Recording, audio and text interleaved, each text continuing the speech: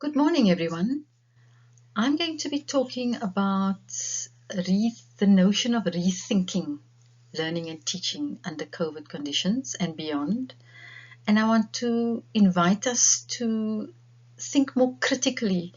of some of the interventions around remote and digital learning that have emerged in Africa, and whether or not they do advance the cause for socially just transformation on the African continent, in South Africa, in Southern Africa, and the rest of Africa. So, the Secretary General of the United Nations referred to the COVID-19 pandemic as an X-ray. And what he meant by that is that it has exposed the deep-seated systemic structural inequalities that exist in society globally, and particularly in impoverished communities on the African continent, and how that has manifested in the education system. Written about it in the context of how millions of learners and young people are experiencing long-term learning loss. And the idea of learning loss has really gained currency from the perspective of understanding that it is a reference to any specific or general loss of learning, of knowledge and skills, and in fact reversals in academic progress. And so there's huge concern that what we are witnessing now is millions of young people dropping out of school, dropping out of formal learning, and in fact damaging the prospects of future livelihoods, current and future livelihoods, and their sustainable livelihoods forward.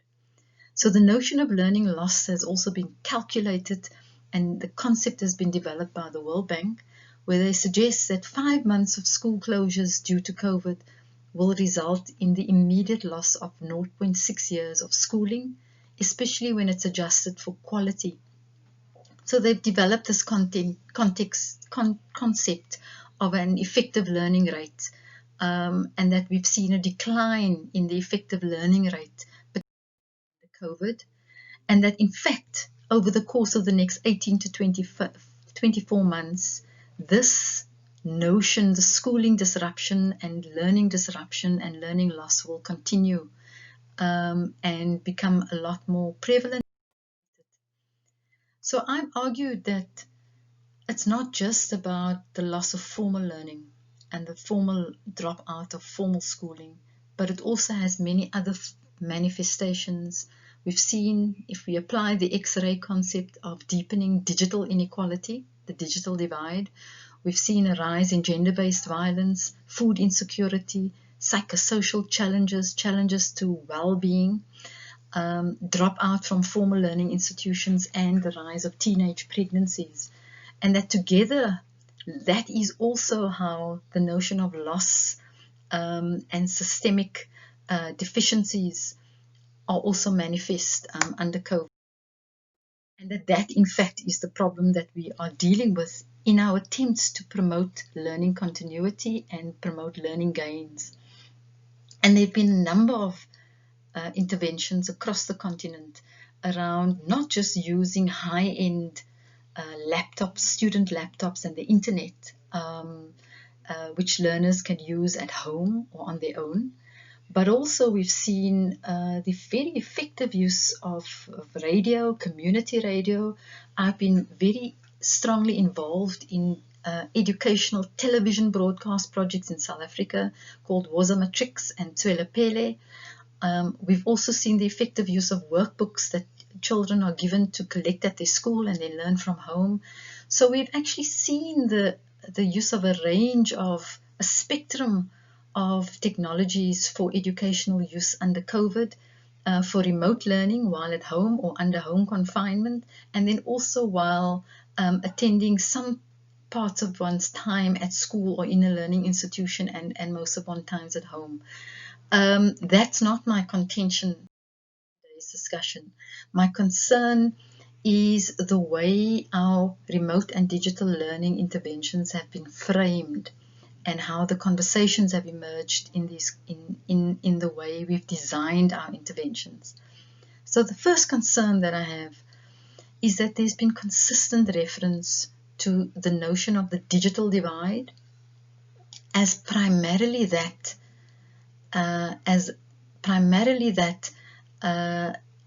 that is a divide between those who have physical access to digital devices and the internet and those who don't. In reality, digital inequality, or digital exclusion, if you like, is a far more complex endeavor that is not just about unequal physical material access to digital technologies. So Dick Van Dyke, the Alliance for the Affordable Internet, the Association for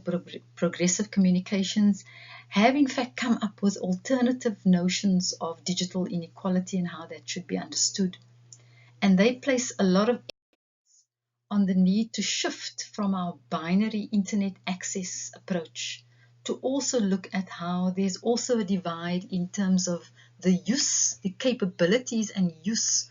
of the technologies, how they are used, the skills that people have to use it, the levels of digital literacy and digital skills to use the technologies, but also the tangible outcomes of internet use and how those have also been reflecting inequalities and exclusions. And also, furthermore, the very structure of the internet being inherently perpetuating deep-seated hegemonies and inequalities and injustices. So to speak of the internet as this benevolent force is also problematic, and that we need to develop a far more expanded, more complex understanding of the notion of digital inequality. So that's the one concern. The other is that online, we speak as if online is this neutral silver bullet that is desirable for everybody, and we must get everyone online quickly so that they can learn online, which is also the preferred medium and space for learning. And the challenge with that approach is that it stresses the autonomous and deterministic power and affordances of technologies. How often have we not heard talk about a technology solution for any given educational problem, or that it will leapfrog education from our educational challenges to better education systems, and that technology is a given, it's not up for debate. When that notion is highly problematic, because we know that even those learners who have had exposure and access to online learning in the private schools, more resource environments, have had real difficulties engaging in online learning. And I'm not going to go into that into too much detail, but that demonstrates that the technologies in and of themselves doesn't address the issues of deep-seated learning challenges that learners face, as well as the inequities that as well. And that in fact, technologies are not politically neutral.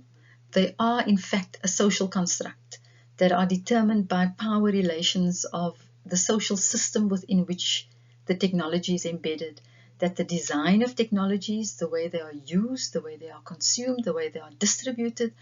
are in fact embedded within them are the social relations that are unequal, that are reflected in society. And Robin Mansell, Neil Selvin, Tony Roberts have written extensively about ensuring that we have a more complex understanding of technologies, social construct. The third concern is that, you ask yourself, where is the learner, the African learner, the township learner, the learner in the rural communities in our conversations around remote and digital learning? I say that the concern, I call it, where is the who? The centrality of who the learner is absent from our discourse. In fact, often we talk about the learner as a neutral user. There's one national learner or one South African learner or Zimbabwean learner, that the learner is a product. The learner is a market for technological digital goods. When the reality is that our learners are also learning subjects that are exposed and experienced and situated in particular social, economic, and cultural, linguistic, geographical contexts that inform the way they learn and engage with learning as a social process. But that part of the way we conceive and design our remote and digital learning interventions loses sight of the learner subjectivities within our education. The fourth concern is that we talk about the internet as if, and being online as a benevolent space. And we talk less of the inherent injustices and threats to privacy and security of learners that accompanies access and engagement on social media and the internet. In fact, we are increasingly vulnerable to the surveillance by big technology companies. I'm not sure if any of you who have access to Netflix have watched the movie or the docudrama referred to as The Social Dilemma, which talks extensively about the notion of big tech surveillance through the way we use the social media and how the algorithms are designed to predict our interests and influence the way we engage with the internet and building markets for products that we would be interested in and so forth. So the social media, the social the social dilemma that is available on Netflix is well worth watching to give us an indication of how the notion of surveillance capitalism is in fact working and embedded in our daily lives. So while the pandemic has been referred to as an X-ray, it has also been referred to as a portal, as a gateway to the prospect of re-engineering and pivoting our approaches towards a new way of building a more socially just and equitable learning society and educational system. We've heard many people refer to the notion of COVID being the moment to re-engineer, to reimagine, to reset, to rethink our education systems, and many have spoken about remote and digital learning as the notion of leapfrogging the education system. However, what is very important is that we also see the window that it offers for ensuring that we design far more socially just interventions in remote and digital learning. And the way to do that is to ensure that we are in fact locating our interventions within the context of the learners that we are engaging with, and the learning and the way learning happens in context as social processes, as situated learning. And many have written about the idea. In fact, the Department of Basic Education in South Africa has the slogan, "Every child is a national asset." And so the notion of drawing on children's assets, their social and cultural capital, their resilience, their capabilities, and the way they learn in naturalistic settings, recognizing the way learners are also learning informally, allows us also to shift from a deficit approach to a learning crisis and learning loss, by also drawing on the talents and resilience that learners and children display within their homes, within their social spaces for learning, and that we look at and explore more the notion of the home as pedagogic space, the engagement with learning networks and communities, including the active involvement of parents, of caregivers in our homes and in our communities, and working with the notion of learning communities in a social learning endeavor. That we also look and recognize that learners have mobilities, they shift, they have shifting learning practices, they shift between formal and informal learning, they shift across different learning contexts, and that we also recognize and inculcate in our design the notion of learning mobilities, and also the notion of a pedagogy of care for one another, care for society, care for the environment. And we have, in fact, seen the emergence of fascinating workable models that integrate the notion of building circles of trust and care in our learning communities and promoting socially just learning trajectories amongst our learners. One of the models that I thought I'd refer to is the care and support for teaching and learning model that has been developed by SADC, actually, in the Southern African community, development community, and have been endorsed by the ministries of education across the Southern African subcontinent as an integrated, holistic, comprehensive model of the pedagogy of care that we can leverage, that locates the learner as the center of community life, and that draws on the importance of